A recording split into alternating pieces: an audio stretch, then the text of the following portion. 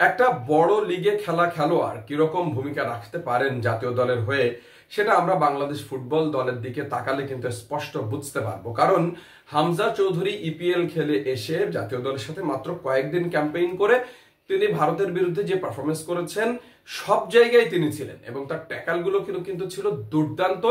পুরো মাঠে অপারেট করেছেন, খেলোয়াড়দেরকে চালিয়েছেন তিনি, এটা আপনারা দেখেছেন এবং তার পারফরমেন্সে সবাই কিন্তু মুগ্ধ হয়েছেন এবং তার এই মুগ্ধতা ছড়ানো পারফরমেন্সের কারণে তাকে অনেকে প্রশংসা করছেন।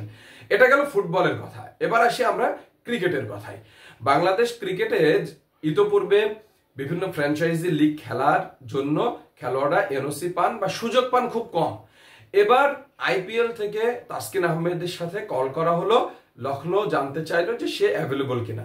এর আগে একটু বলে রাখি, গত 2-3 বছর ধরে তাসকিনের সাথে এই ঘটনাটা কিন্তু ঘটছে, কোথাও এনওসি তিনি পাচ্ছেন না বাংলাদেশ ক্রিকেট বোর্ডের।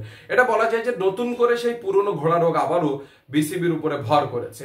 কারণ লখনৌ যখন জানতে চাইলো যদি তাকে এনওসি দেওয়া হতো, আইপিএল এ দেশের অন্যতম সেরা খেলোয়াড়রা এবং গোটা বিশ্বের সবচেয়ে ভালো খেলোয়াড়রা খেলেন, তাহলে এখানে যদি একজন খেলোয়াড় খেলেন তাহলে কিন্তু তার অভিজ্ঞতাটা বাড়বে, আরো বরং তার খেলার ধরনটা পরিবর্তন হবে। আপনি জানেন যে আইপিএল এ ভালো ভালো বলগুলোতে যখন 4-6 হচ্ছে, রান হচ্ছে, বিরাট কোহলির বিরুদ্ধে বল করবেন, রোহিত শর্মার বিরুদ্ধে বল করবেন হর হামেশা, তাহলে যখন রান হবে তখন কিন্তু বলের যে বৈচিত্র্যটা চেঞ্জ করতে হবে, নতুন নতুন অস্ত্র আবিষ্কার করতে হবে, তা না হলে কিন্তু টেকা যাবে না।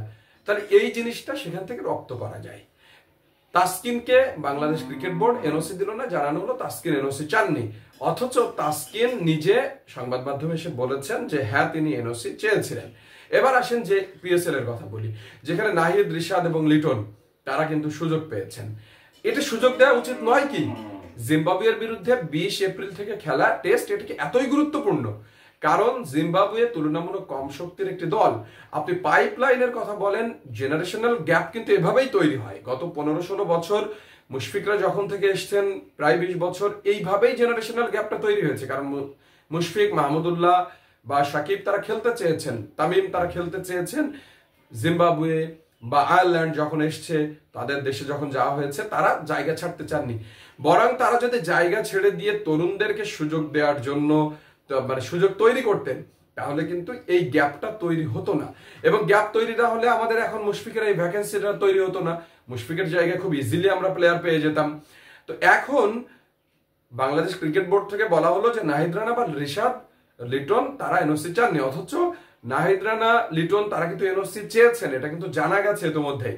তা আমরা বলবো যে আমাদের জায়গা থেকে এরকম বড় লিগগুলোতে বাংলাদেশের খেলোয়াড়দের খেলার সুযোগ যদি না করে দেন, তাহলে কিন্তু বাংলাদেশ ক্রিকেট অদূর ভবিষ্যতে, অনেক সাবেক কোচ বাংলাদেশে যারা কাজ করে গেছেন তারা বলছেন কেনিয়া হতে যাচ্ছে বাংলাদেশ, সেটাই কিন্তু হয়ে যাবে। আর তাই অনতিবিলম্বে কার্যকরী সিদ্ধান্ত বাংলাদেশ ক্রিকেট বোর্ড থেকে আপনারা নেবেন। এই ভিডিও ইউটিউবে থাকবে, ইউটিউবে ইমরান জামিল, সাবস্ক্রাইব করে আমার সঙ্গে থাকলে অবশ্যই খুশি হব।